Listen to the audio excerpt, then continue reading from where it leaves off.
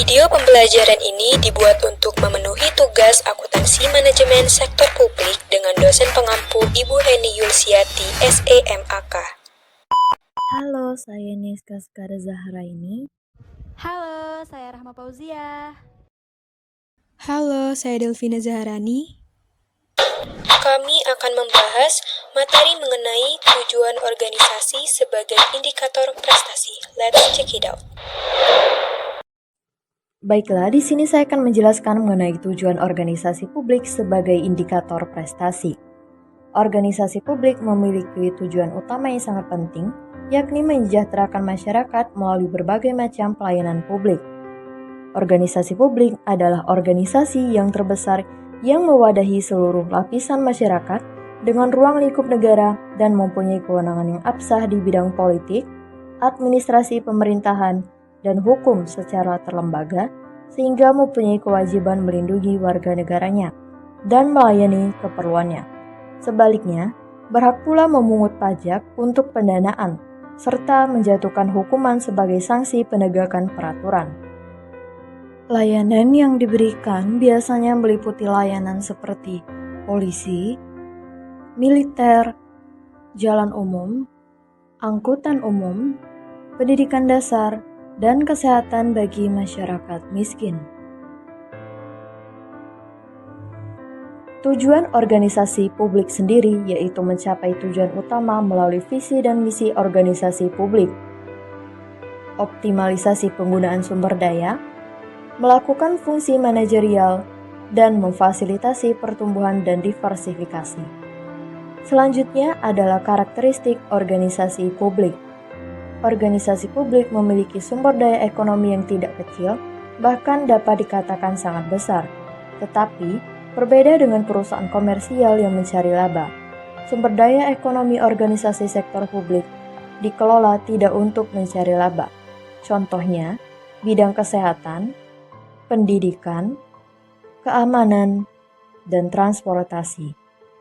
Karakteristik organisasi publik yang kedua, yaitu organisasi sektor publik, tidak hanya memberikan pelayanan kepada masyarakat, tetapi juga menghasilkan surplus untuk keberlanjutan usaha dan harus menyetorkan sebagian pendapatannya ke dalam APBN atau APBD. Selanjutnya adalah prinsip organisasi publik, yaitu pembagian kerja, wewenang, disiplin, kesatuan komando, kesatuan arah, mendahulukan kepentingan umum di atas kepentingan individu, remunerasi, sentralisasi, rantai skalar, tata tertib, keadilan, stabilitas masa kerja para pekerja, inisiatif, dan semangat tim. Selanjutnya adalah indikator prestasi organisasi publik. Indikator prestasi membantu organisasi mencapai tujuan dengan pengukuran kinerja yang dapat berupa angka atau informasi kualitatif. Biasanya, indikator ini lebih bersifat kualitatif. Pentingnya indikator adalah bahwa mereka harus dapat diukur, dan pemahaman tentangnya harus merata di antara berbagai pemangku kepentingan. Ini akan mendukung penilaian yang objektif dan menghindari kesalahan interpretasi selama pelaksanaan program dan penilaian kinerja dalam instansi pemerintah. Fungsi dan manfaat indikator prestasi organisasi publik. Indikator prestasi sangat diperlukan bagi manajemen untuk membuat keputusan berbasis kinerja terkait strategi, program, dan kegiatan. Adapun manfaat dari indikator prestasi organisasi publik, yang pertama untuk mengukur mengambil keputusan serta menilai kinerja organisasi. Kedua, untuk mengukur pencapaian tujuan organisasi. Ketiga, membantu pimpinan dalam upaya menjamin pengelolaan sumber daya yang efektif dan efisien. Keempat, mencapai tujuan utama organisasi publik. Dan yang kelima, membuat para pengambil kebijakan lebih menghargai keseriusan dalam menerapkan tujuan. Materi selanjutnya, kesejahteraan publik sebagai indikator prestasi. Kesejahteraan publik menurut Indra Bastian 2017 adalah suatu sistem yang terorganisir dari pelayanan sosial dan lembaga yang bertujuan untuk membantu individu dan kelompok agar dapat mencapai standar hidup. Menurut survei Kenland, Terdapat 3 tipe indikator kesejahteraan yang dapat diidentifikasi.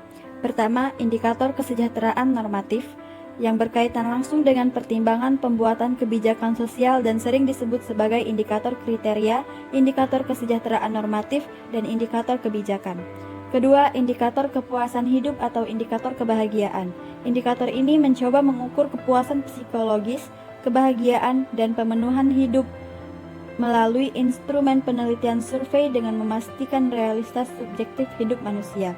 Ketiga, indikator deskriptif yang berfokus pada pengukuran sosial dan analisis yang dirancang untuk meningkatkan pemahaman terkait kebutuhan masyarakat. Tugas utama pemerintah sebagai organisasi sektor publik terbesar adalah untuk menciptakan kesejahteraan masyarakat. Kesejahteraan masyarakat merupakan suatu konsep yang multikompleks. Kesejahteraan masyarakat tidak hanya berupa kesejahteraan fisik yang bersifat material saja, namun juga bersifat non-fisik yang bersifat immaterial. Indikator prestasi kesejahteraan publik dikelompokkan ke dalam beberapa indikator menurut Edward Anderson. Yang pertama, indikator pendidikan. Pendidikan merupakan indikator yang paling banyak digunakan. Terdapat 2 macam, yakni tingkat pendidikan dan tingkat pencapaian pendidikan. Kesejahteraan publik dilihat dari kemampuan masyarakat untuk mengakses pendidikan dan mampu memanfaatkannya untuk memenuhi kebutuhan hidupnya. Kedua, indikator kesehatan. Kesehatan merupakan faktor kunci untuk memperoleh pendapatan dan pendidikan.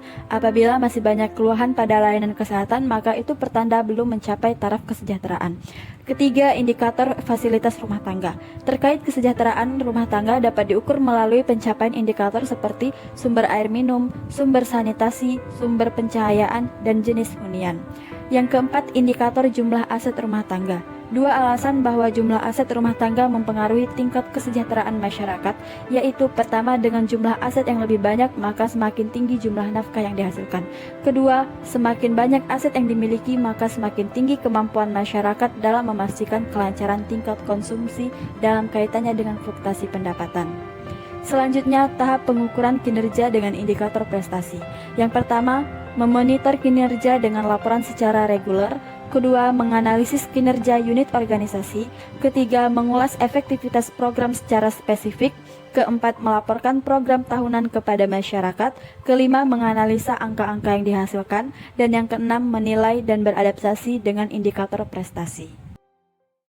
Pengembangan indikator prestasi dapat membantu organisasi publik dalam identifikasi titik awal, memantau dan mengukur kemajuan kinerja untuk mencapai tujuan yang tepat.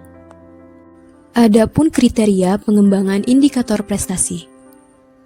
Penilaian kinerja organisasi dibutuhkan agar arahan yang digunakan efektif, efisien, dan adil terkait alokasi sumber daya, desain organisasi, serta pembagian wewenang. Indikator prestasi untuk mengukur kinerja birokrasi publik ialah produktivitas, kualitas pelayanan, responsivitas, responsibilitas, dan akuntabilitas. Langkah-langkah menentukan indikator prestasi dimulai dari klasifikasi hasil, yaitu memberikan hasil pernyataan terbaik dengan meninjau maksud dari tujuan strategi. Kedua, mengembangkan daftar indikator sementara dari pendapat pihak internal dan konsultan ahli mengenai kriteria atau kesamaan indikator yang dapat dirumuskan. Ketiga, memperkecil daftar indikator dalam sistem pemantauan kinerja. Indikator prestasi digunakan untuk perencanaan tahunan dan jangka menengah, penyusunan dokumen penetapan kerja, dan pelaporan akuntabilitas kerja. Contohnya, organisasi publik yang perlu menyajikan informasi terkait kualitas pelayanan publik yang transparan untuk meningkatkan standar pemberian layanan yang berkualitas, dan menggunakan indikator prestasi untuk membandingkan kinerja dari beberapa penyedia layanan. Penerapan indikator prestasi pada lembaga pelayanan publik. Kepemilikan lembaga pelayanan publik terhadap indikator prestasi dapat dilihat pada dokumen organisasi terkait sistem akuntabilitas kinerja instansi pemerintahan. Beberapa lembaga pelayanan publik tentu sudah menerapkan indikator prestasi, tetapi sebagian besar lembaga pelayanan publik belum menerapkannya untuk mengukur perkembangan pencapaian tujuan dan sasaran yang ditetapkan. Dalam penerapan indikator prestasi pada lembaga pelayanan publik tentu ada tantangan, yaitu penerapan yang masih dihadapkan pada pola pikir dan budaya dari paradigma lama. Kedua, lembaga pelayanan publik masih bersifat rule-driven, sehingga kritik terhadap kinerja masih konvensional dan belum beralih ke sistem birokrasi. Ketiga, kesulitan menetapkan indikator prestasi yang harus mengindikasikan kinerja instansi pemerintahan dengan baik. Maka, diperlukan pertimbangan dalam menyusun dan menetapkan indikator prestasi dengan merumuskan rencana strategis berupa tujuan dan sasaran organisasi, mengidentifikasi informasi untuk dijadikan indikator kinerja, dan menentukan indikator prestasi sesuai kriteria SMART dan atau KRIM.